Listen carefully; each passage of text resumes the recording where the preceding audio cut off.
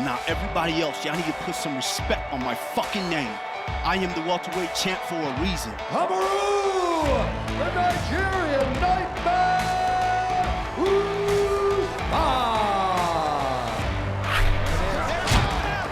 I'm not going anywhere. You know, don't sleep on me. Lionheart, Anthony Smith.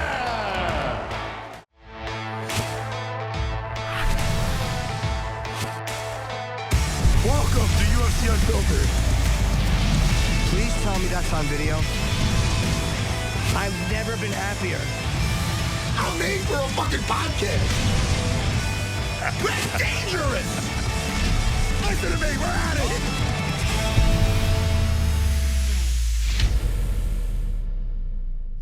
it. All right, welcome to UFC Unfiltered. I don't know why I said UFC like that, but we have a busy show today.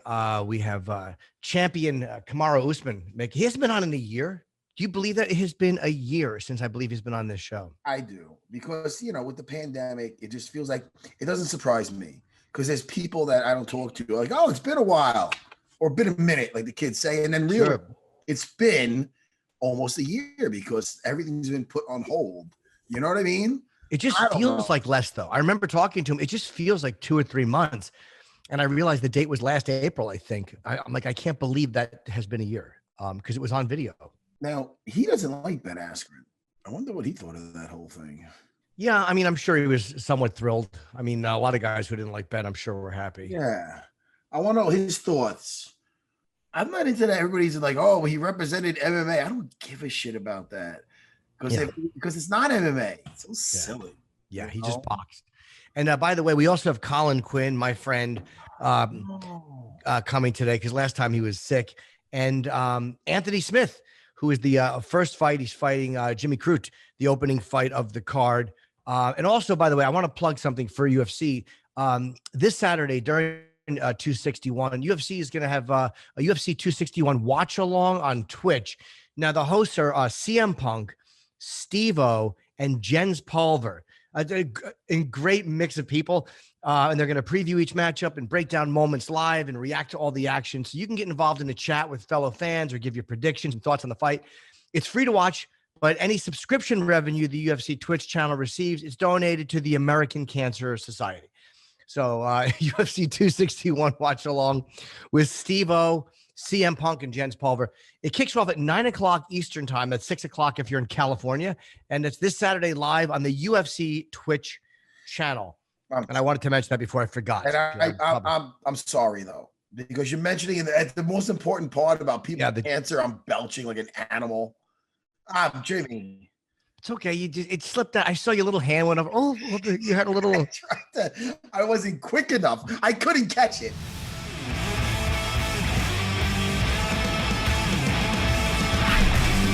How you doing? What's up, champ? Good. How are you guys? What's up, Matt? Good, man. Really good. We had the manager of champions on yesterday, 2 days ago. Yeah. Ali. Oh, really? Yeah. He says all good things. Yeah. I feel like I shouldn't even call you guys Matt and Jimmy. I feel like I should call you Mr. Sarah. What? And that's no disrespect. It's just the way I was raised. So when I'm like around my elders, I want to say, Mr. Sarah, how you doing? So respectful. And know what's really sad about that is I do not feel a day older. If you see me walk, I'll look older. Yeah. But mentally, man-child. So when you say that, Mr. Sarah, I'm like, oh, my dad must be here. Looking around. Oh, no, he's not. It's me he's talking to. Listen, I feel like I'm looking into a better looking mirror here. Look at that. Do you usually keep it shaved like that, or you keep a nice tight fade? No, this is recent. You know, I just decided to just get it off, and it feels better. It feels better. Much better. It feels much better. It's like therapeutic when I'm shaving my head in the morning. It feels nice. Even when my dad going out, I just shave that, and I got the nice facial hair I work with. Jimmy, I'm sorry.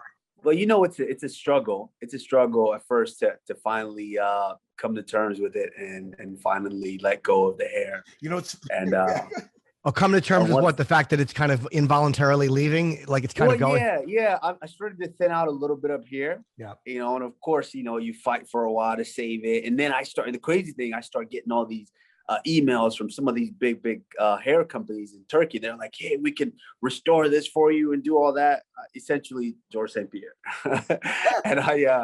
And I thought about it, but I'm like, no, let's just try it one day. So I shave it, and it just happens to be the same as I'm done shaving. My mom calls me, and I'm on FaceTime with my mom, and she's like, wow, you look good. I was like, what do you mean? See? And she's like, you do something with your face? Something? I was like, you didn't notice I have no hair? She's like, oh, that's what it is. It looks good. And then my girlfriend at the time, said I look good too. So I'm like, all right, it's over. By the way, that's how you know you're losing your hair. That's how, when your mother goes, wait, what's different about you? And you go, my hair's gone. And she goes, oh yeah, you're right. That's how you know that it was going anyway. So it was probably the right move. Sometimes you don't know how many people they try to hold on too long. Just this morning at my jiu-jitsu school, one of my buddies, I know this guy, one of my oldest friends, he's training with me, right? Chef. And he's a chef, and he's got this hair, and it's I don't know what he's holding on to. So I go to him, I go, Robbie, when are you going to join the club? I go to meet another bald guy, Johnny. I go, look at us. I go, when are you going to join the club? He goes, I went to Turkey. I got a hair transplant. What are you talking about? Oh. It takes time. I went to Turkey. He goes, look at my hairline. The hairline's here. It's on fire over here. He listens to the show. Maybe I shouldn't even. I don't want to hurt his feelings, but you got to know when it's time. You know what I mean? That's true. But we hang on to it, and then your eyes play tricks on you because yes, it's starting to slide back more and more, but you feel like it's the same. You're like, no, it's still there. It's still there. I'm still alive. Yeah. But you touch it and you're like, it feels like I can touch here's how I learned that I was starting to lose it, because I couldn't see it from this angle. And my friend is a fellow comedian, and he's taller than me. And he goes, your hair is thin and stupid. And I have not been able to stop thinking about my hair is thinning stupid. That's probably 7 years ago he said that to me. I just can't totally go bald. I got to hold on to it a little bit, but it's going. And it's kind of freeing, isn't it? When you have less, it doesn't matter. You never have to think about it anymore. It's just gone. Yeah, but Jimmy, you're not fully in the club. All it is, when you get in the club, all it is have, that one compliment from the opposite sex. And you're like, all right, I'm in. I'm all in. As soon as somebody tells you it looks good, then you're like, all right, it was worth it. It's growing on me. It doesn't look so bad. It's growing.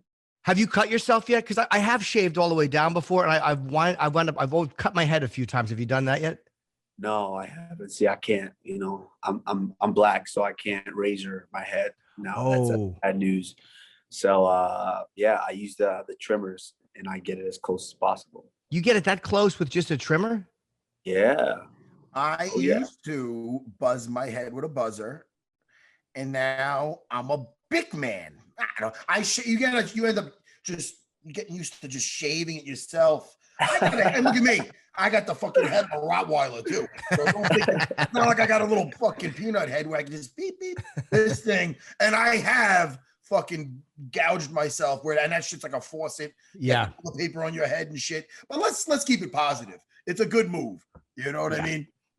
You look good. Champ, when I'm thinking, I was there live, one of the few people there live when you fought on Fight Island the first time versus Game Bread. And it was a solid win, Where is listen, the motivation to defend the belt alone is what it is. But for him specifically, is it you just want to put a stamp on it, or you already beat him? Where is the extra coming from? Not that noise exactly, but you know what I mean. Yeah, you could add that noise too. It just comes from, there's something in me as far as competitive wise. When I compete, I want to have that appetite satisfied when I leave there. Now, I don't care whether it was a hard fight or a close fight or a decision or finish. Doesn't matter. As long as that appetite is satisfied, then I can move on. And I didn't necessarily feel that with the fight. The moment I walked out of there, because I knew what I was dealing with coming in. I took the fight on yes, we agreed upon terms on 6 days, but I had less than that to prepare for the fight. Having to fly home, fly back, and cut the weight, and all the while quarantining in Vegas and then flying out there.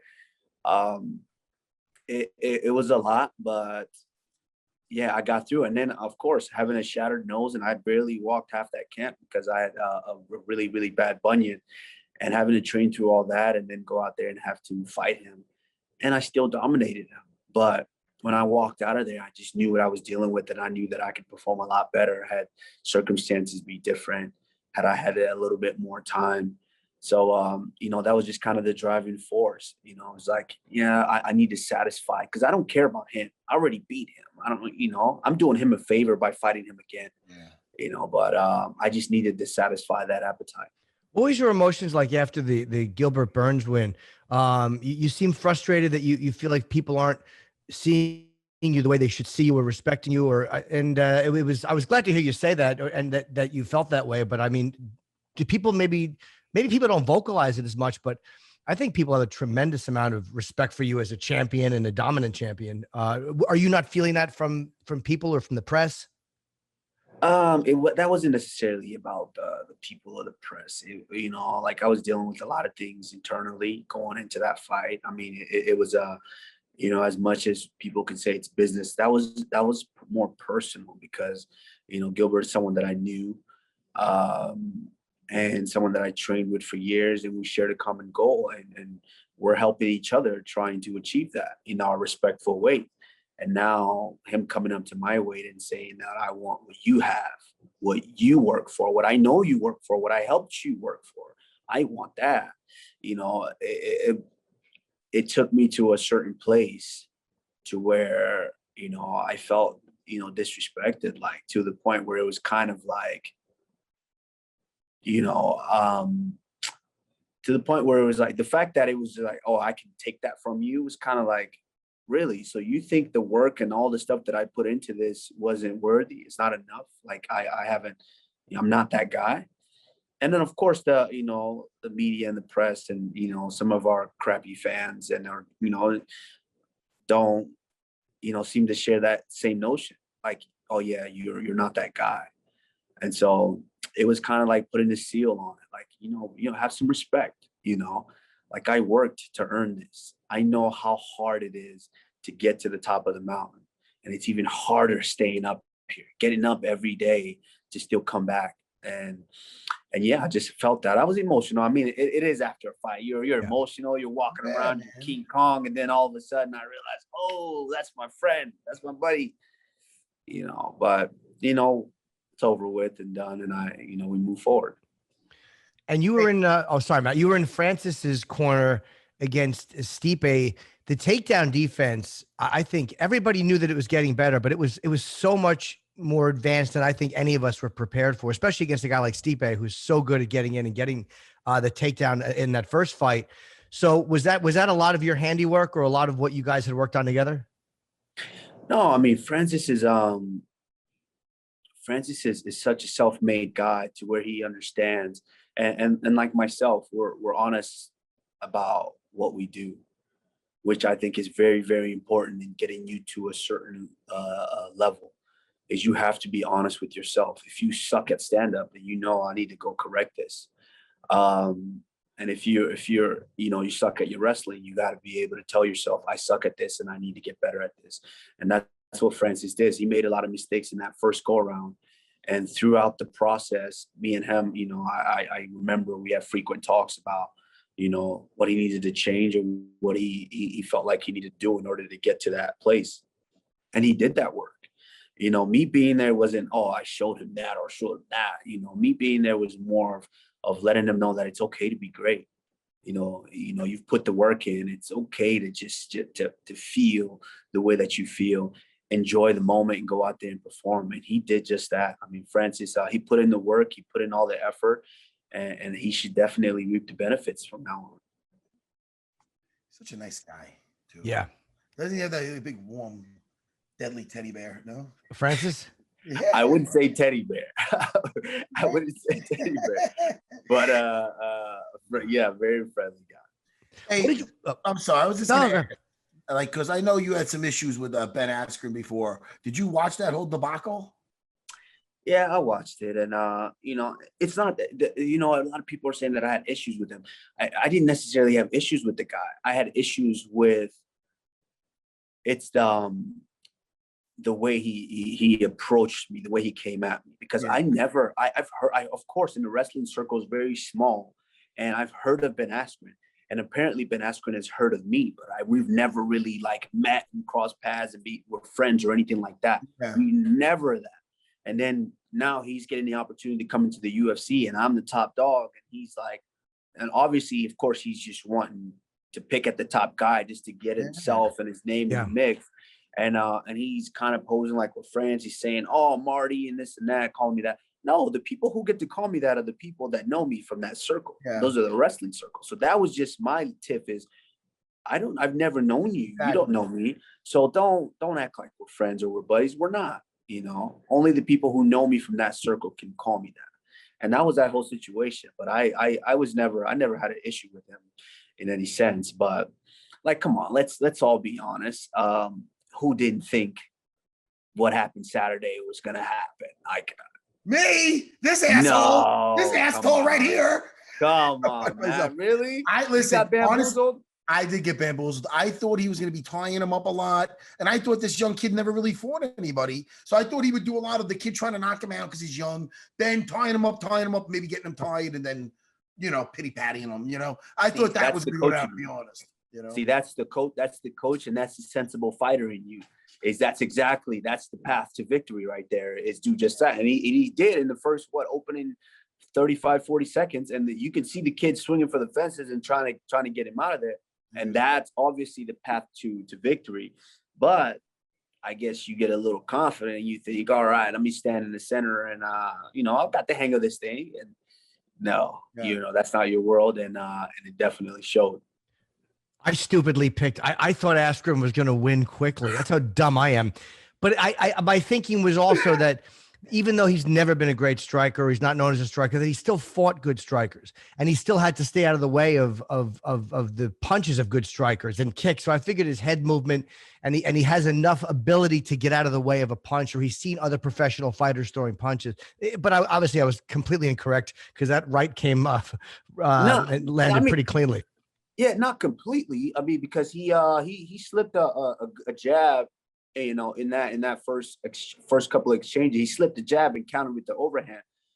So yeah, your assessment was right. He being able to fight, having fought strikers, you get the sense that you should be able to understand how to get out of the way. And he kind of showed that in a little bit. But when you start to get a little confident in the world that you're not well versed in, and it showed.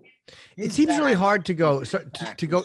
I'm sorry. Go ahead. No. So fucking fat though, and I don't know how hard could you have really trained if your back looks like you have that crease in it with the fat. How could you? Did you really not train at all? Because if you did, he looked like me. He looked like me from the back. I'm not trying to be mean, but I'm looking at that. I go, listen, dude.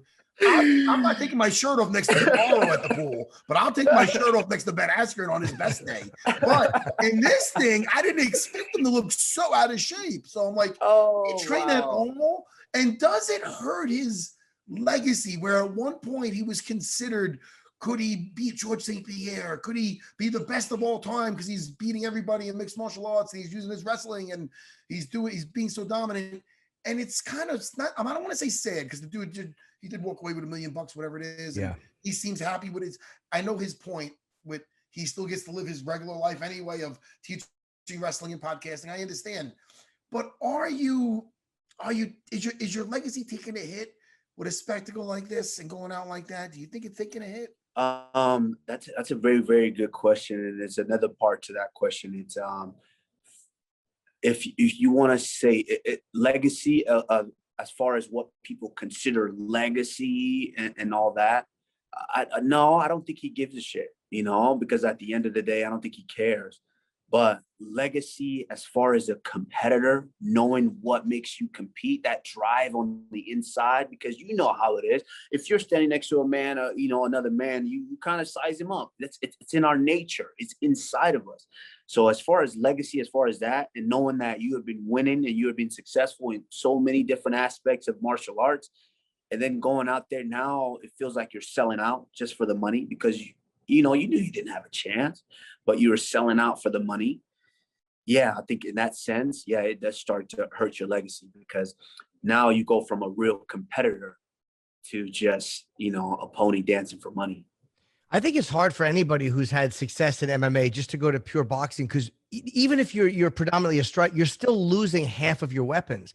Like there's the threat of a takedown or throwing a kick or just, and again, when you grab a hold of somebody, putting them on the ground, all these things that are probably second nature to you guys, you can't do when you're boxing. So you're taking away a guy's half of the muscle memory or the instincts that somebody would have when they tie up or when they get close. So I think it's hard to go to boxing and lose half of those weapons. But it's ridiculous. It's absolutely ridiculous how, some of these boxers now are saying, yeah, come fight me. That's ridiculous.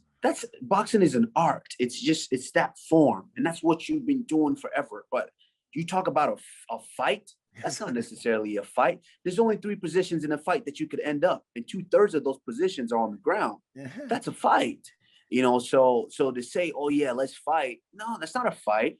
And the situation, the incident that happened in the locker room with those 2 individuals, like at the end of the day, what do you mean? Like there's a reason the boxers are now looking at us and saying, oh yeah, come fight me here, come fight me. We're considered fighters. We're getting more popularity and we're growing faster than they are now. Like boxing's been around forever. Why do I need to go fight you in boxing? Obviously what I'm doing is work. It's been getting me the attention that I needed, which is why you're looking at me and saying, no, let's fight. No, you want to fight me? All right. Show that you're man enough and step in here and actually fight me in a fight. Don't say, oh yeah, put the big poofy gloves on, something that we train. This is what we used to train. That's what we train in.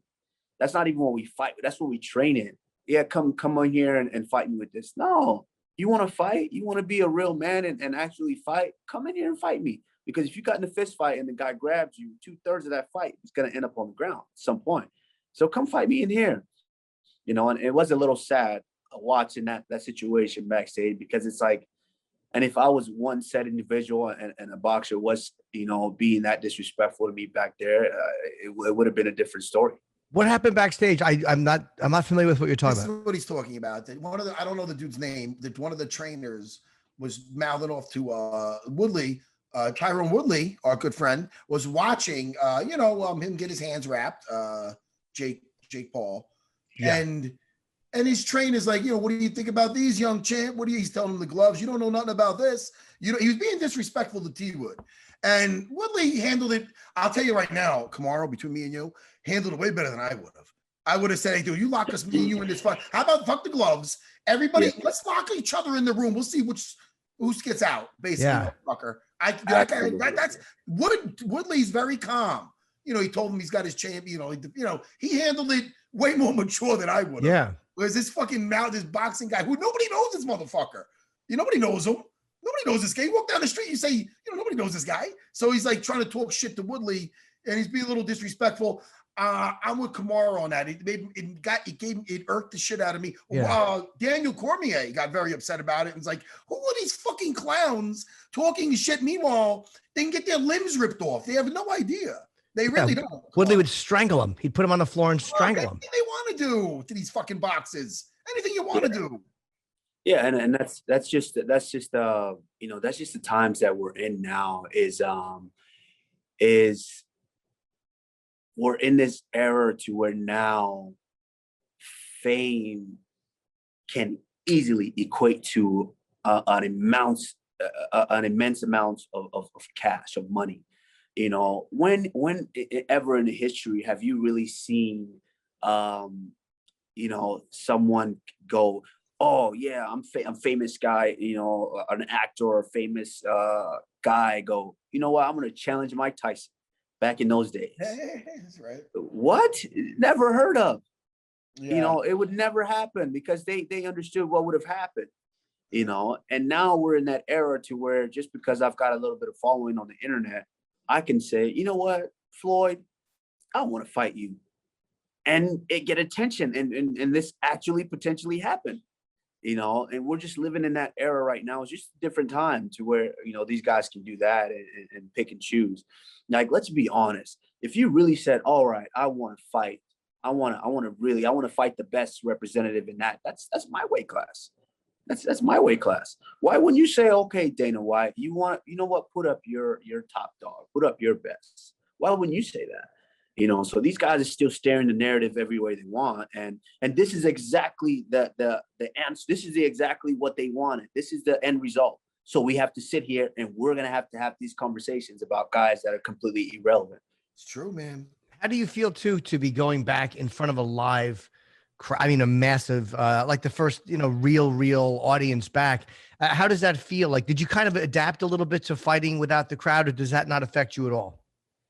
It really doesn't affect me. I think if anything, it probably helps my my opponents, because I'm just versed in every way. Like I've been wrestling in gyms. I've been wrestling in basketball gyms with nobody in them when I was a kid.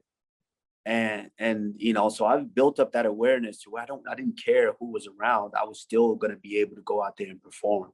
And so I've done it with fans there. I've done it without fans there, so for me, it doesn't really matter. It's just about me going out and being the best version of myself. Well, look, we love you, and we're happy you were back on with it. I can't believe it's been a year since we talked to you. I said it to Matt before. I cannot believe I think it was April of 2020, unless our producers are incorrect, but I think that's how long it's been. So we're happy you're fighting on this first card, you and Masvidal too. And also the Wiley against Rose is a great fight. Andrade against Shevchenko. I mean, what an amazing card. No, it's an insane card. Uriah Hall, Weidman, yes. And then Anthony Smith against Jimmy Crute as the first fight. So, we're looking forward to it, and we'll definitely talk to you after. And, I hope you feel like you're getting the respect you deserve, because you certainly deserve it. Thank you. I appreciate you guys. I love that soundbite, though, Kamaru, man. Put some respect on my name. No matter why you said that reason alone, just that you said that, you got that soundbite was worth it. I like when you're pissed off. All right, Kamaru. Thanks for talking to you, buddy. Take care. I'll see you, buddy.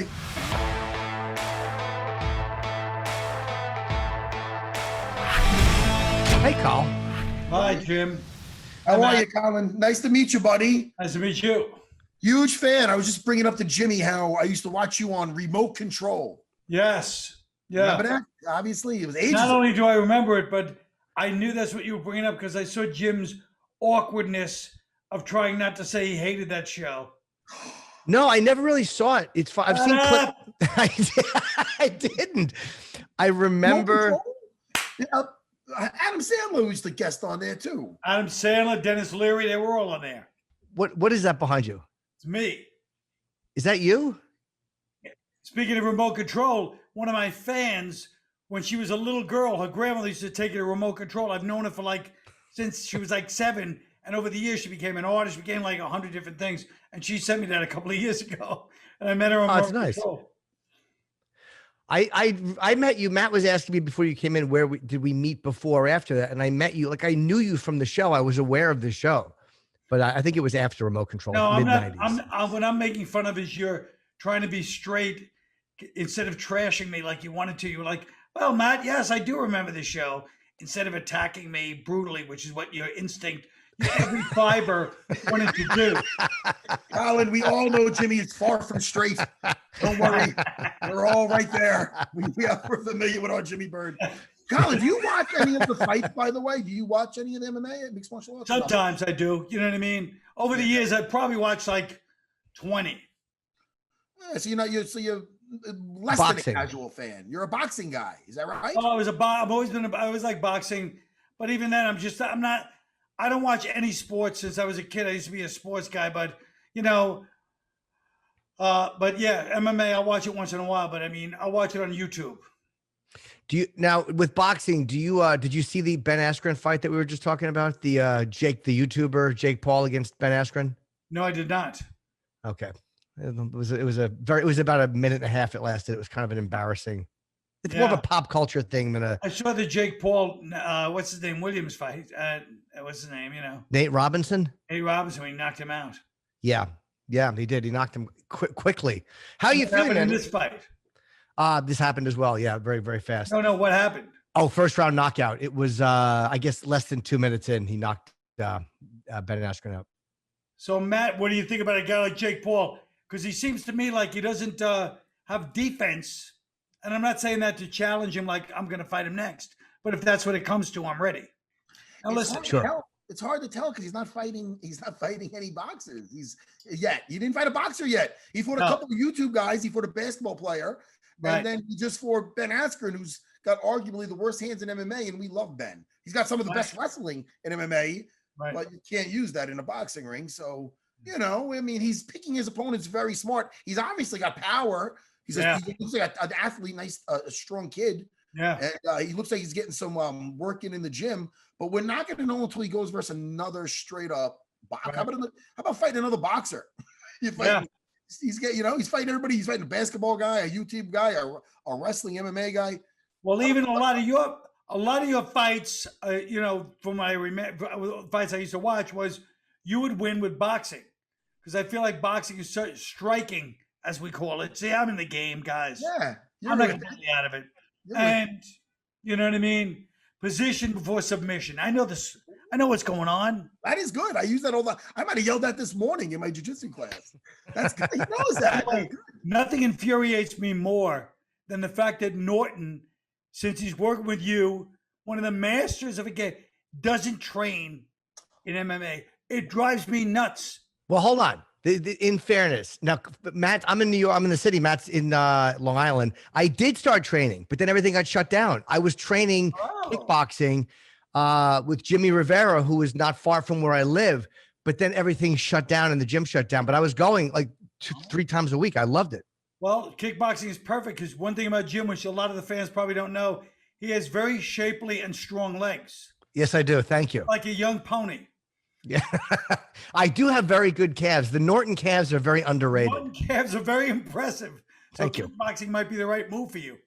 Yeah, but I want to brag. But go ahead, Jimmy. Show me the shadow boxing. Show Colin what you've been learning. Well, I can't because I don't want to hit the mic. You know what I mean? All right. But I would go in like that, and I would just throw it out, and then I would duck. I was trying to do the peekaboo that Tyson did. Well, that's peekaboo. All right, you should literally block your whole eyesight on that one.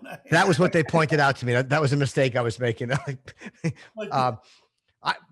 I loved it though. I loved it. I'm going to start taking it again soon because I think things are opening up again in the gym. So I really I love doing it. I was doing that in regular workouts.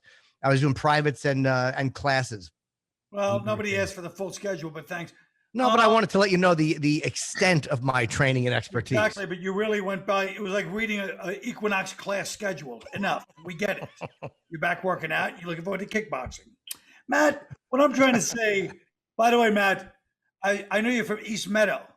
Fuck yeah, East Meadow. You from Long Island? Where are you from? Are you from Brooklyn? I'm from Brooklyn, but basically, I know East Meadow because it's one of those Irish Nassau County towns that we love.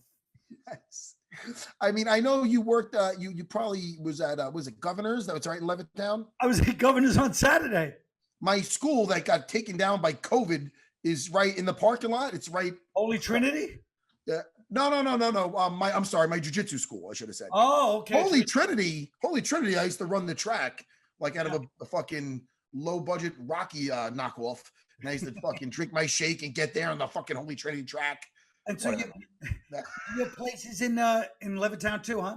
It was in Levittown, but COVID took that one out. Jimmy knows that. But I still have a school in Huntington, Long Island. Right. So there's another theater over there. If you're playing over there, you can stop by for an online. The Paramount. Yes, I would love it. It's on Jericho Turnpike. That's where my school is. So how was Governor's? How's it doing gigs again?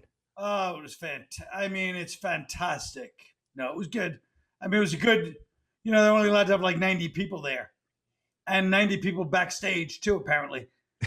But it was a good show. It was a good show. Do they have plexiglass in the front of the stage? I think when Dice did it, they had plexiglass up, or you just. Yay! No. Now, Colin, you've been doing this obviously as long as Jimmy, around that, if not longer. Yeah. How did it feel for the first time? And you're a comic. How does it feel like this last year when all of a sudden your life is that much different, where you can no longer play these rooms or anything? I mean, that must be just fucking insane to you. A guy who's been doing it all his life. I felt a great deal of relief, shockingly. It's almost like those, I know. I was shocked too. I don't know how Jimmy felt about it, but I was like, I realized I love the shut-in lifestyle. I love not going out, not doing it. I just, I don't know. Oh, you embraced it. Even when I went back last week, I was like, all right, this is okay. But, I wasn't like, Ooh, it's great to get back up there. I've been doing this a long time. You know what felt good about it? It's weird because nobody else was doing it. So I was also able to kind of go like, yeah, it's okay just to not do it for a while because no one else was. If everyone else was still working, I would have probably hated it, to be off for that time. But no, it wasn't that bad for me either. It feels like it's coming back though. It feels like the normalcy is that they wanted to do that whole new fucking normal, but it feels like they didn't win on that. Does that make sense? They were pushing it. I felt like we were never leaving the fucking house again. I don't know, from kids going to school to fucking. I still can hear a lot of that. Yeah. Now you got the vaccine how was the second dose of the vaccine? I haven't done it yet.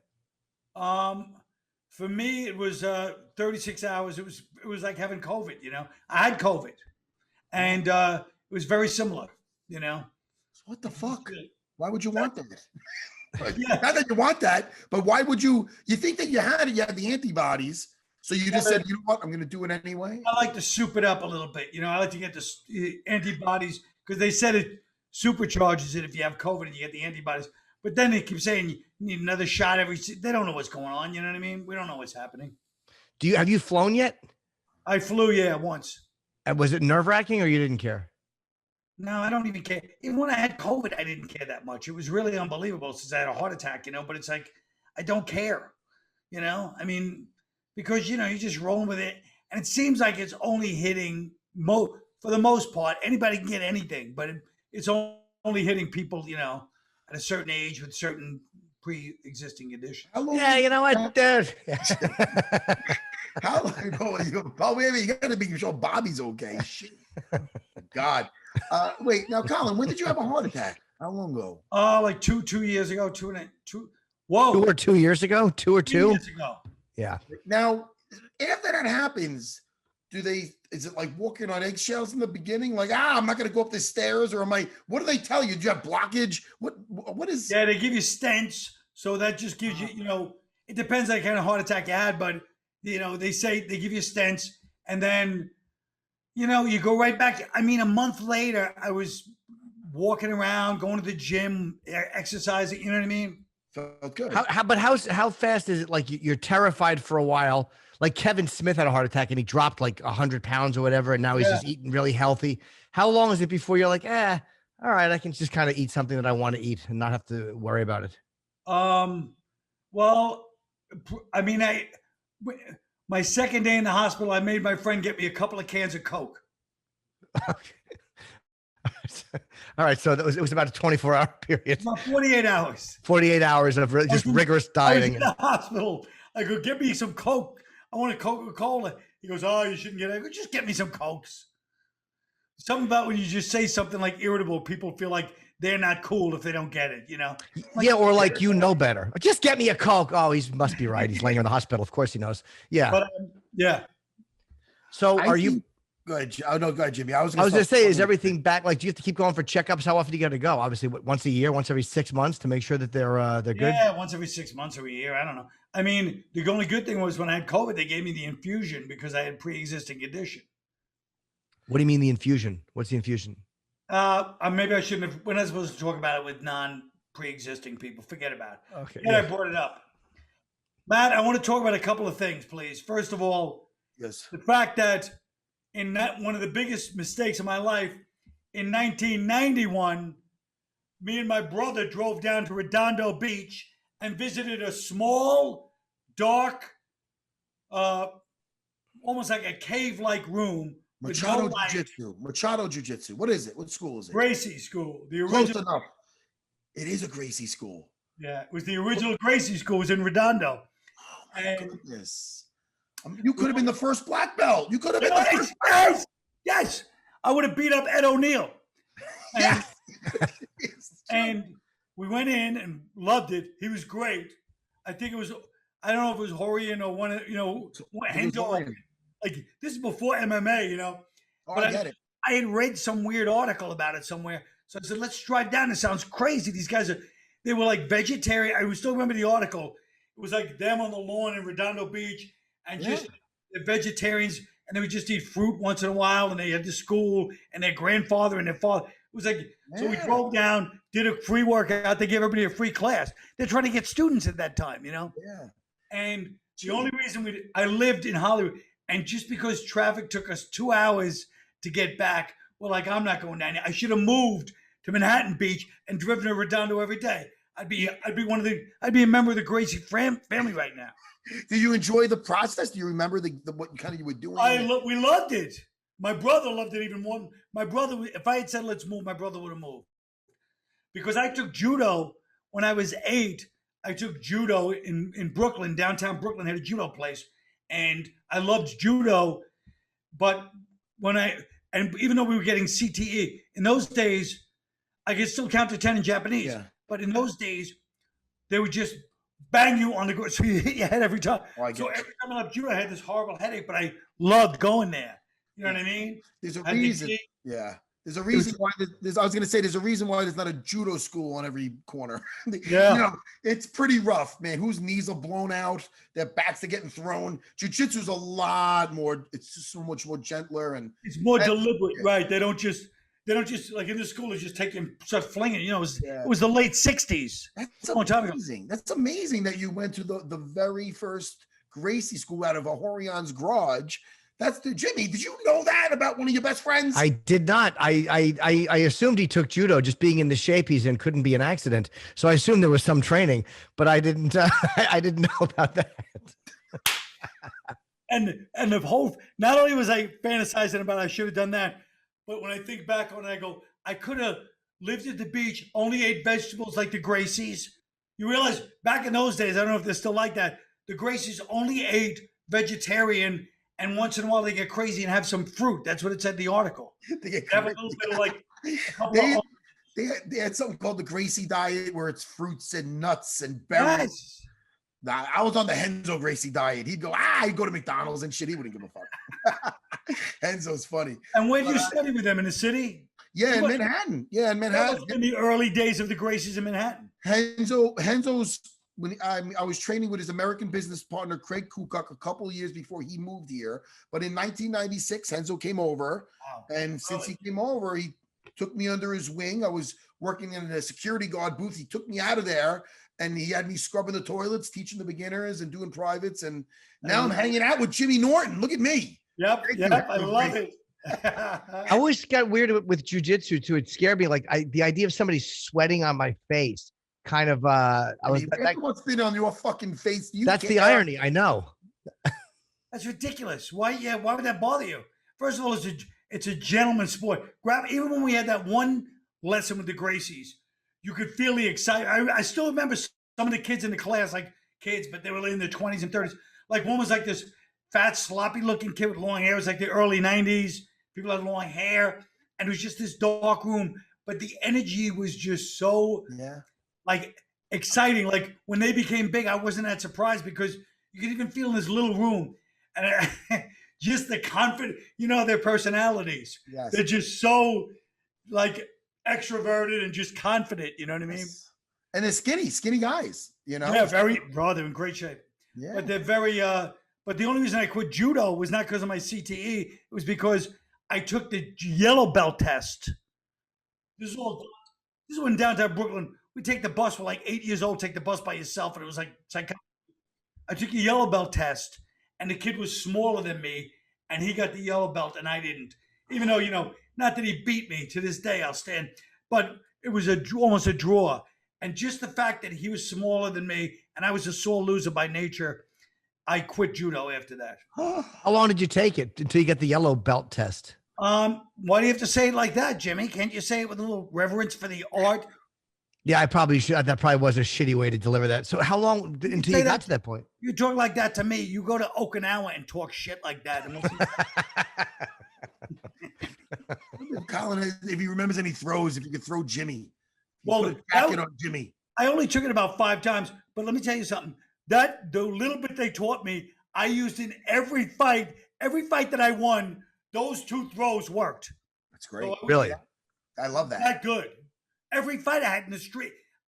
And it stays with you because you're a little kid. It's true. It's awesome. Right? All your original moves, probably you still would use them immediately, intuitively. Yeah, you would. Sure, of course you would. That's so great, man. I think that's so wild that you were at that first Gracie. I didn't know that. I didn't know that you trained in martial arts. I know you have the joke about training with your sister on a throw rug. So I assume that you had trained at one point, but I'm like, I didn't realize you actually took judo. I don't think you could say 5 times as trained, but yes, I did. Yeah, I dabbled. Being very generous. I dabbled. Yeah, dabbled. But I love I should have gone to the Gracie school. You know, like Matt was saying, I would be one of you. I would be like I would be a Gracie. I'd be a Gracie like insider, like in a way that nobody else would, including Ed O'Neill. I've always been jealous of Ed O'Neill because Ed O'Neill did exactly what he should do. He kept going there, and look at him now. Wait, Ed O'Neill from Married with Children, right? Yes. He's got Modern Family. It's a black belt in jiu-jitsu. He's under Horion. He's good friends with Horion Gracie. Yeah, he is. Oh, okay. People always used to say I remind them of Ed O'Neill. So, you know. Yeah, I can see that. Maybe they sensed that you were close to that world. Maybe they sensed that you were involved in it in a peripheral way, and it just kind of it reminded them of him. But it was really cool because it was so when MMA started to get big, I was like telling my brother, I go, remember those guys? It was such a low, just a simple, humble school. There was no light. It was just like you said, it was a garage. And then it became this big, they really opened the whole world. 100%. I remember going the first time. It was 1992 with Horion and Hoyce doing a seminar in Waterbury, Connecticut out of some gymnasium that some Jeet Kune Do guy brought them down. And that was before the first UFC in 1993. And I remember them talking about the event that's going to be on pay-per-view. And I'm thinking to myself, I was 18 at the time. And I'm thinking, there's no way this is fucking happening. You know what I mean? They're talking about like blood sport. And then it ended up a year later, I saw Hoyce in there and I'm like, holy shit. So yeah, I'm right there with you, Colin. That's crazy. By the way, Bloodsport is one of the great underrated movies of all time. I was just watching it again recently. Does it hold up? Was that Frank Dux was his name, or Frank Dukes? Frank Dukes. Although Frank Dukes apparently doesn't hold up, according to a lot of people. But the movie is great. Yeah. It's got all these different styles. Remember the one guy's leaping around on the ground, and then the guy's fighting where he's just moving his torso and his hands up. I'm surprised they didn't reboot that shit yet. Put George St. Pierre as the Van Damme role. That'd be that would be a great idea. Does it really hold up, or are you being sarcastic? It actually does. Well, it holds up if you like. It holds up like Roadhouse, like Patrick Swayze. Like you love it. You know what I mean? Because it's so over the top. You know what I mean? Yeah. Pain doesn't hurt. Pain doesn't, right? What is Roadhouse? What is it? He's getting the staples in him. Yeah. Oh, doesn't want anesthesia. Pain doesn't hurt. It's easy to eat, really. That's cool. His best friend is the big biker guy, you know. Sam Elliott. Right? Oh, that's it. Oh yeah. Oh yeah. I'm talking about Roadhouse. You're talking about Ogre from fucking Revenge of the Nerds. Right. That's the guy. I just looked up Ed O'Neill too as we're talking. 2007, he got his black belt. So he started in. That was after 22 years. So he started probably in 90, maybe even before 1990, right? Well, you know, there's no way Ed O'Neill started before 1990 because nobody knew about the Gracies except me and my brother before 1991. Okay, so maybe he's a brown belt and he's passing himself off as a black belt. Well, it says 14 years ago he received his black belt, but that might not be true. So you're basically thinking you still have time to catch up. You still have time to catch him. I just feel like if I had done what I was supposed to do, I would have lived in Manhattan Beach, you know, done gigs on the road, airport's right there, and then went to the Gracies like 4 days a week, 5 days a week. Yeah, but what were you doing in Hollywood? Weren't you doing auditions and doing, you know, and then If I had known what I know now, I would have done that. Yeah, but then you might have regretted it, though. You might have went, fuck, I should have lived in Hollywood because I would have done a film or something. But if you even said that to me, and I would study with the Gracies all this year, you'd regret telling me about my regrets. Because I would. Let me ask you something, Colin. How old were you when you were on remote control? Because 28. Oh, you were 28. Yeah. So, and that's very young. But was that your first major TV type of thing? I mean, yeah. Oh, MTV. We didn't even know it was major. We thought it was like this stupid, like, you know, we were 28, so we weren't like that into MTV. And, you know, we thought it was the first game show on MTV. We were kind of like, hey, this is stupid. It's all Brady Bunch jokes. No one's going to like this show. Thank God no one's going to see it. And then me and Ken, the host, and then we go, and the girl, Kari, and we go down to, they said, hey, MTV wants to bring you guys to spring break. Okay. And so we go, all right. We go to spring break, and hundreds of kids start chanting every line we say on the show. And that's when we knew it was big. Everywhere we went, it was such a weird show because we'd walk in the streets of Manhattan or whatever, and everybody under 21 would be screaming and running at us, and everyone over 21 was like, who are these assholes? You know what I mean? Like, nobody knew us over 21, and everybody under 21 thought we were like these big stars, you know? How many years was it on? Was it 2 years? It's about 2.5, yeah. So how many, I'm sorry, Jimmy, but how many years, when did you start getting into the business before that? Comedy, you mean? Yeah. Yeah, comedy, yeah. 80, maybe 84, 85, probably the end of 84. And that was when was the show on? Like 3 years later. It was 3.5 years later. Shit, so you didn't even have to struggle, man. You just fucking, it came easy to you. No, but I had to struggle in the sense that my act, when I would get these gigs in, you know, at a college in Iowa, my act was so not developed. So I would go out there, and luckily in those days, just the fact that you were there, people were fine. But I would not do that well. And there was a lot of people coming to see me. You know what I mean? So I'd be like, would you have any less than stellar shows? They would just, I mean, I never bombed because these kids were such good natured, like excited to see you. But I knew it was like, oh, I had to sign autographs for like 3 hours afterwards just to make up for that show. Did you leave the show or did it end? I left it. Why? Were you sick of it? Yeah, it was enough. We just started recycling the questions, and it was just getting to be like, you know, too much. It was just, you know, it was over. Was there anything on the horizon when you left it? Were you like, I'm walking from this to go do this, and then the thing that you left it for didn't go, or did you have no plan? Oh yeah, I mean that's really the story of my whole career. But I mean, yeah, I'm always like, I got an idea. I know this is gonna happen, and then it doesn't happen. I'm like, so that was what happened there. I was in a couple. I went from you know, being on this MTV show and getting these like good gigs, and then back to flying coach. Back to staying at the worst hotel in town, doing one-nighters, you know, because like I said, the club scene, nobody knew me. Only kids that were like 15 to 17 knew me, you know? And how long until you notice that? Like when you walk away from something, like when O&A got kicked off the air in 2002, right. I was still seeing a good draw because I had like 4 or 5 or 6 months worth of gigs booked, and it was still great. But then after a while, you're like just going into clubs and you're like, ugh. So how long did it take before you're like, wow, this is definitely wearing off? I would say one day in 1993, this is a true story. And I woke up and opened my eyes and I was looking at my mother and my sister. I had to move back in with that. I swear to God. That was a good hint. Yeah, things had tapered. Yeah, I guess so. I guess it was. Well, you're back on the road, Kyle. What do you have coming up? Like, what gigs do you have coming up? Where are you going to be? I don't know. I mean, I got to, you know, once again, it's always those things. I don't have right now on the books. I have nothing. Oh, you don't have? I think you had a bunch of weekends booked. You've done them already. No, I only did one. I only did Bridgeport and Levittown. Oh, okay. Well, the book.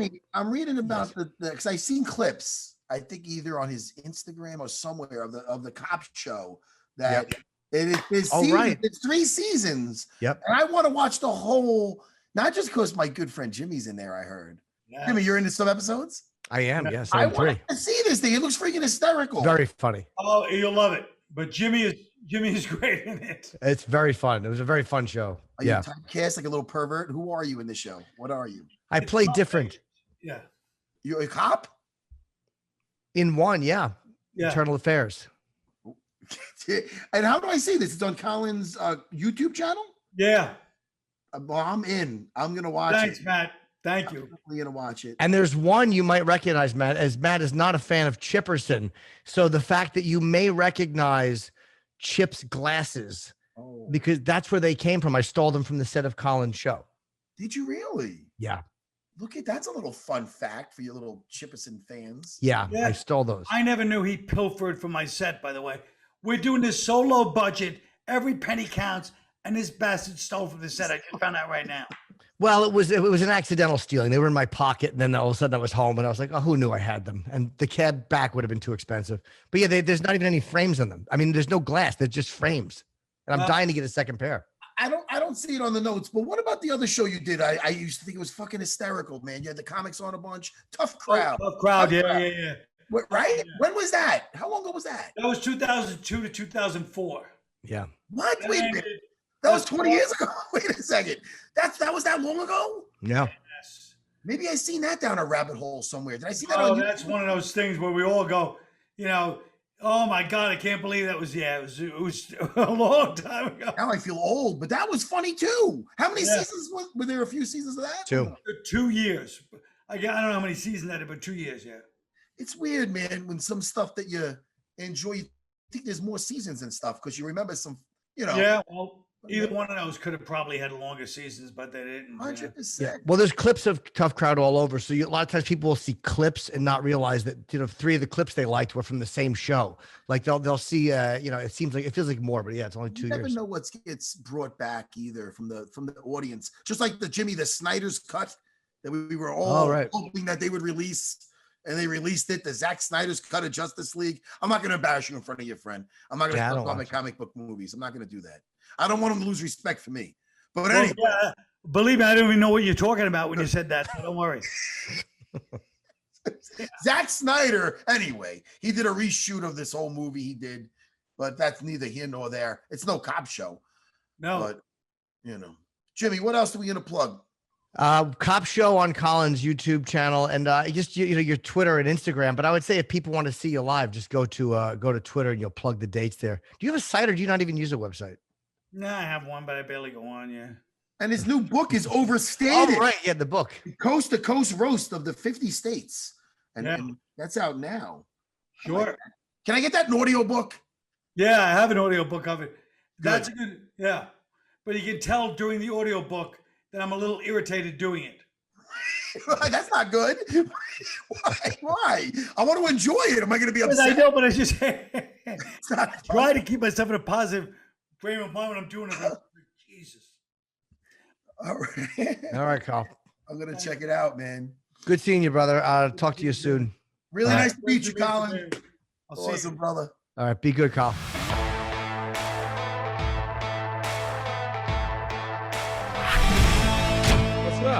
What's up, Lion Hizzle? Sorry, I fell asleep. Oh, dude, that's fine, man. I'm a napper myself. Dude, Are you a big napper? I'm a huge napper, man. I need my naps or I won't make it through the day.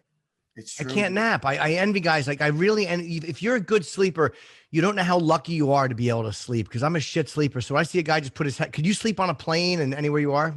Yeah. I every time I get on a plane, it's like my body automatically knows it's time to fall asleep.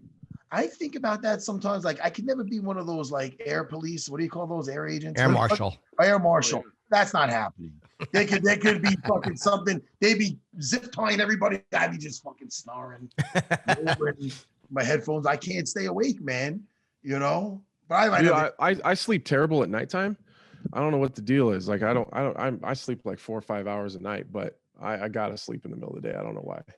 Is that that experience you had where you that guy broke into your house and you kind of put a beating on him? Has that affected the way you see things at all, or has that changed anything, or made you a little more cautious at night?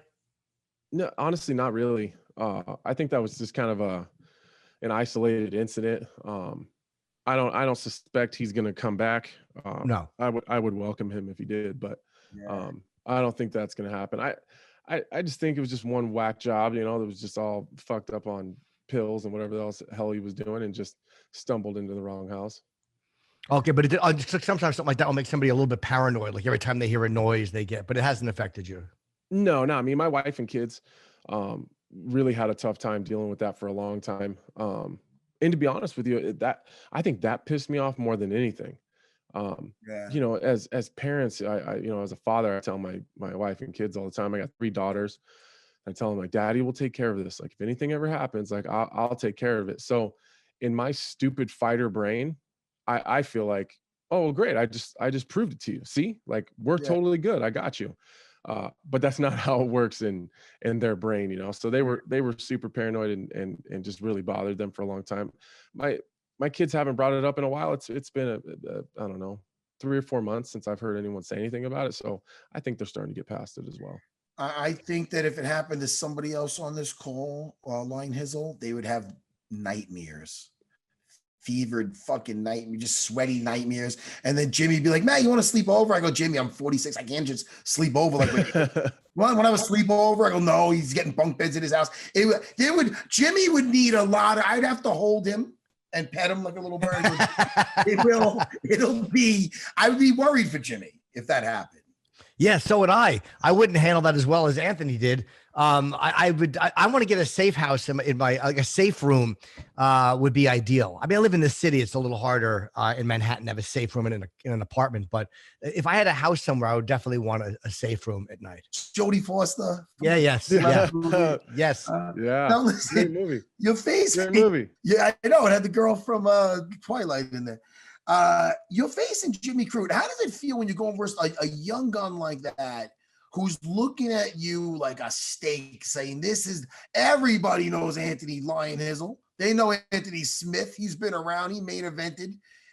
This is my time. I take him out and I'm on the map. Does it motivate you that you're motivating him? Does that make sense?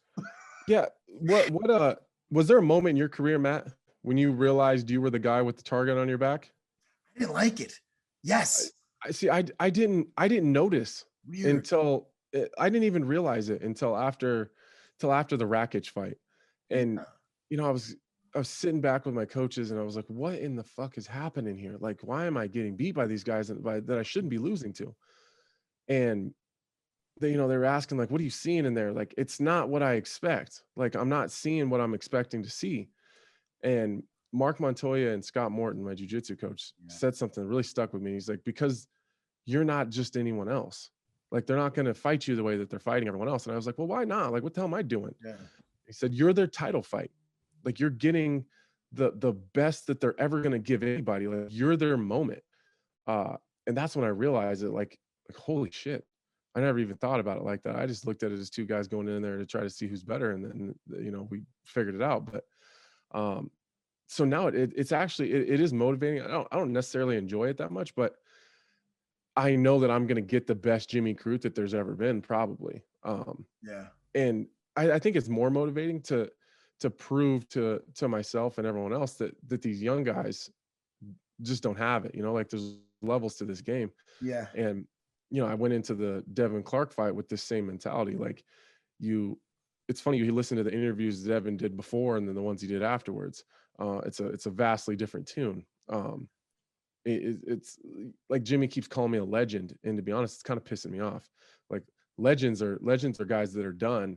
And typically you look at legends, the guys that are starting to fall off a little bit. They're not necessarily in their prime still.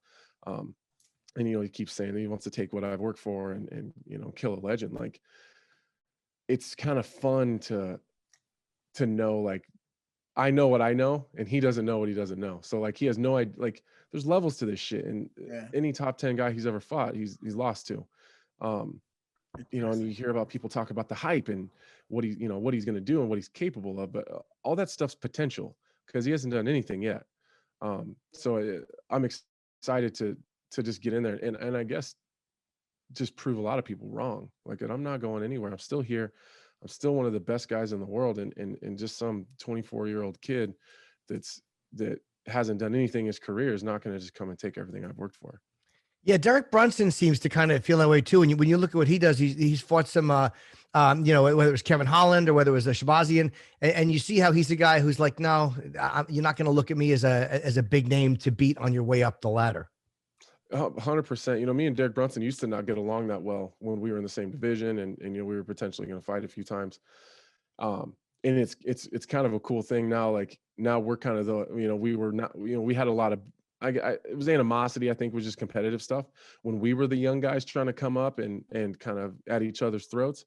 And now we're kind of, we're the more veteran guys, and it's almost like a brotherhood between us. Like, we just got to fend off all these young cats that are coming to try to take our spot.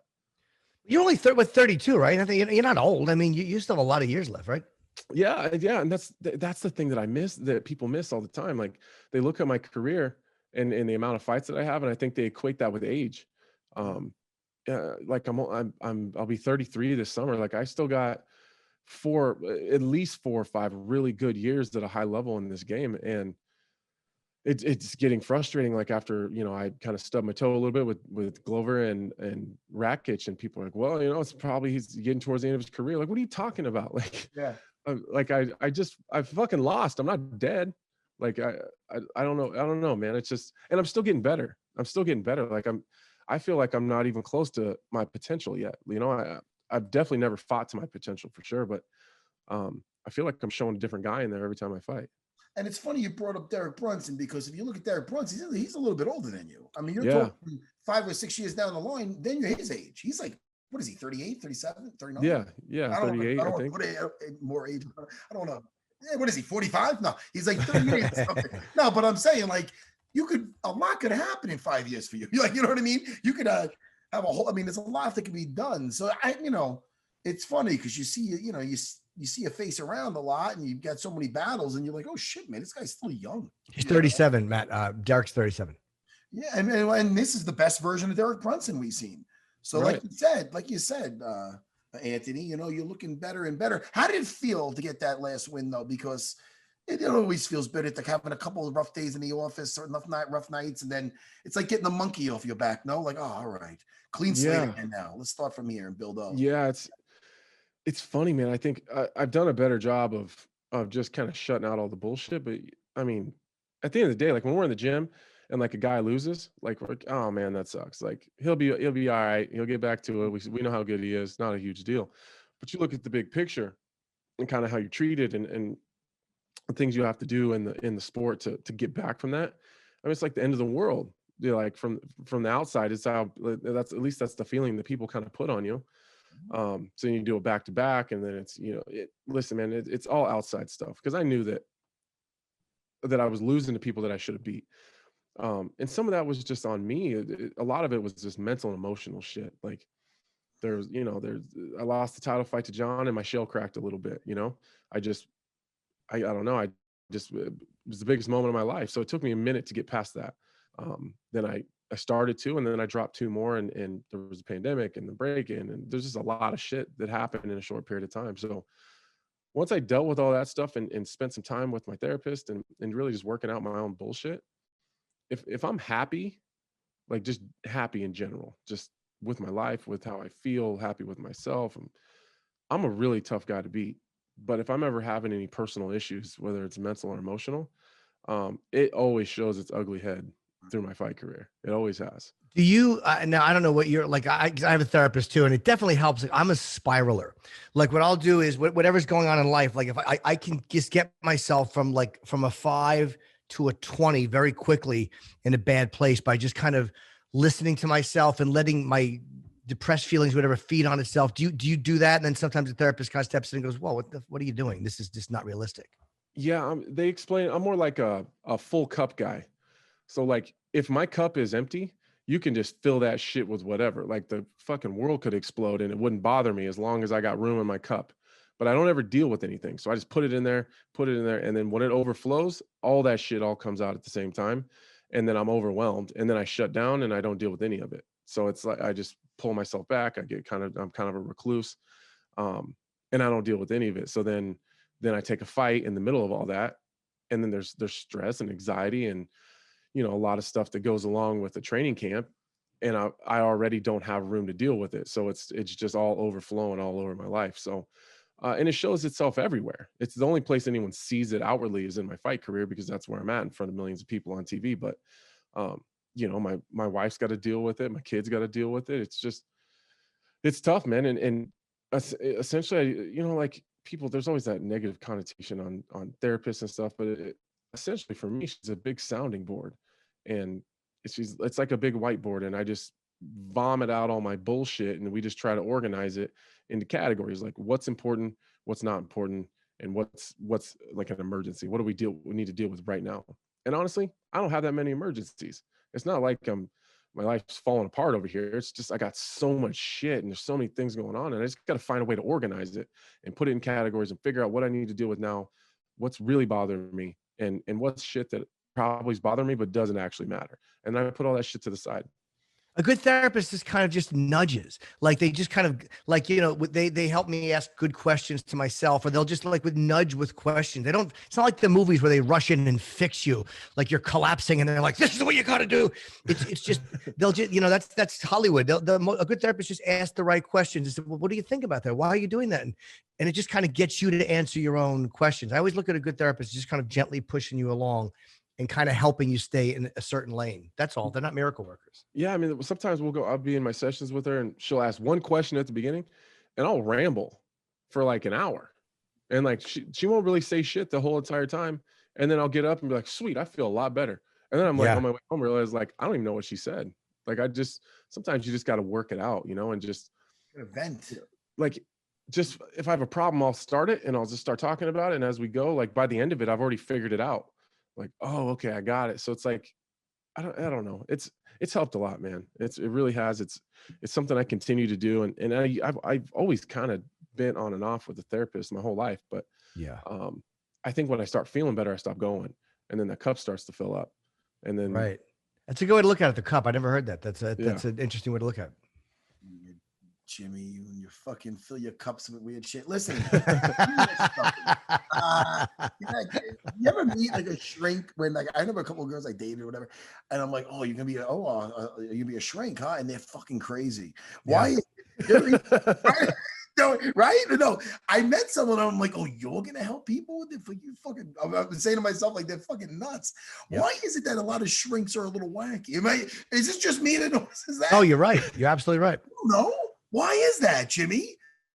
I guarantee they're seeing shrinks too. But I kind of like a shrink that's got like a little something, because I like knowledge that's gained through a little personal experience. Like, so if someone has their own little shit that they've had to deal with, they're not just coming out of a textbook telling you something. They're people who have actually experienced it, and they're coming from a place of, it's like if you're learning how to do something in jiu-jitsu, you don't just want it from somebody who has read about it. You want it from somebody who actually knows jiu-jitsu. Yeah. And you don't want a fucking lunatic helping you, but I think somebody who's definitely dipped into it a little bit makes me personally feel like, yeah, this person knows what they're talking about. They understand how I feel. Oh, I got you, Jimmy. You don't want to be like a swimmer that never got his feet wet. You know, I know what you're saying. Yeah. Kind of.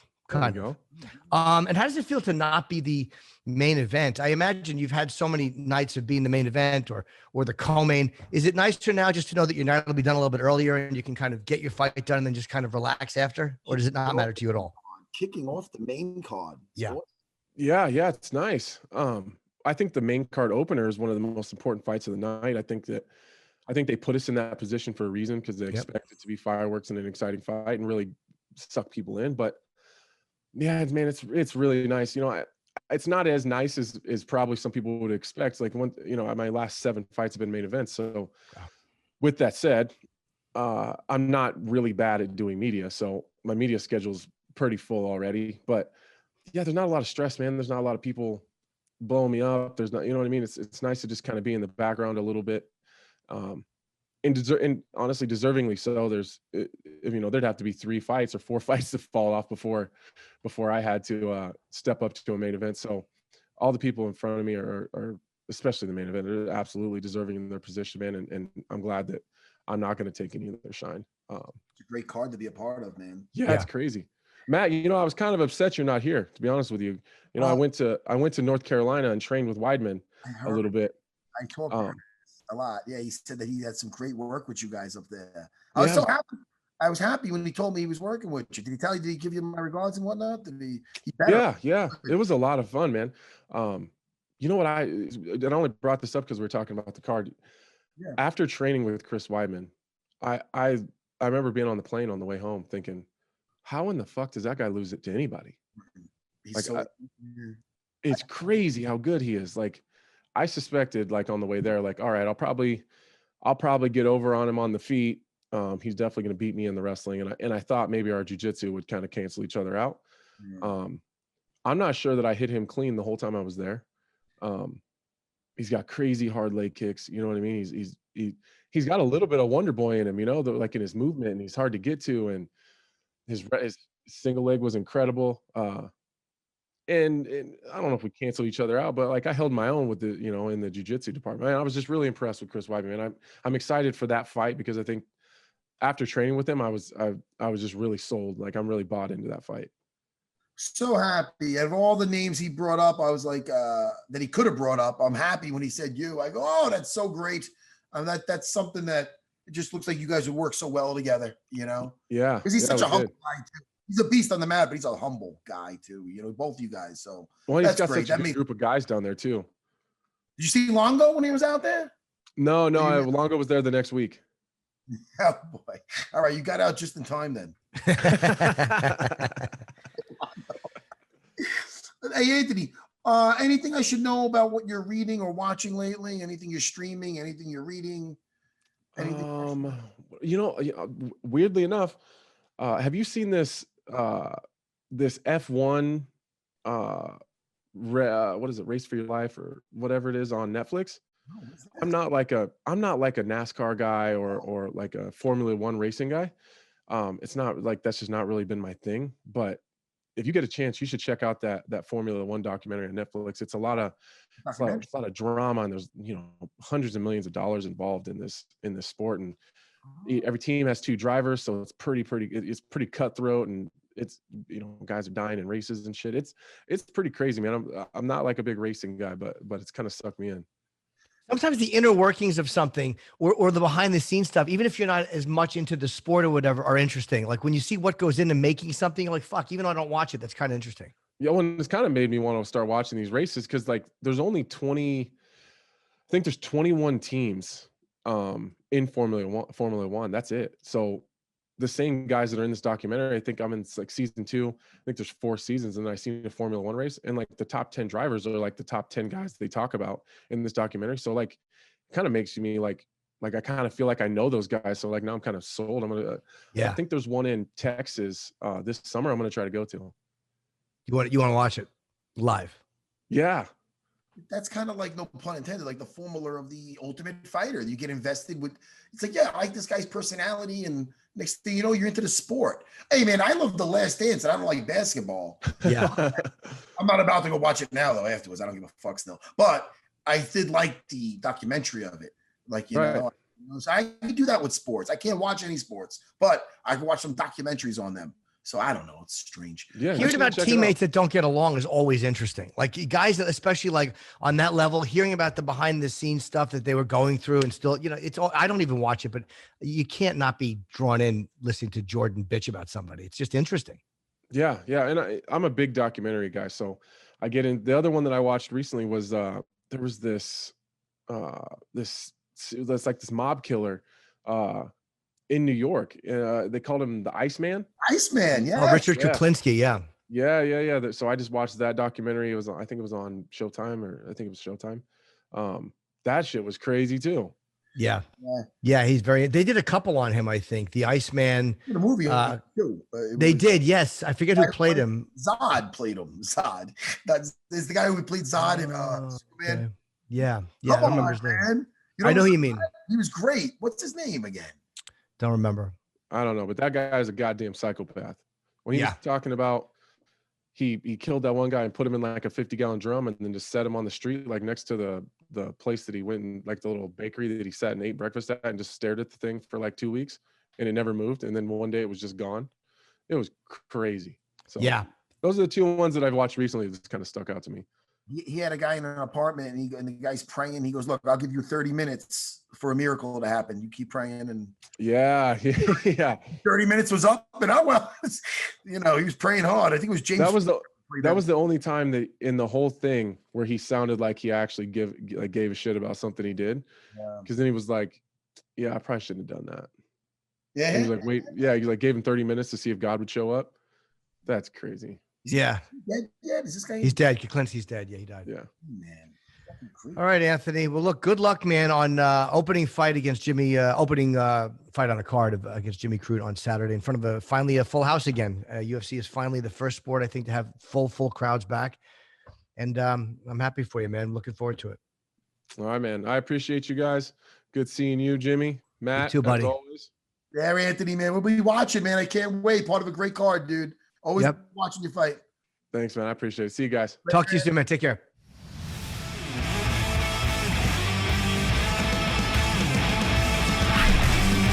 I always get happy on Saturdays when there's fights. I do too. This is really You don't want to miss this, Jimmy. No, absolutely. And we'll be talking. Matt and I always text during the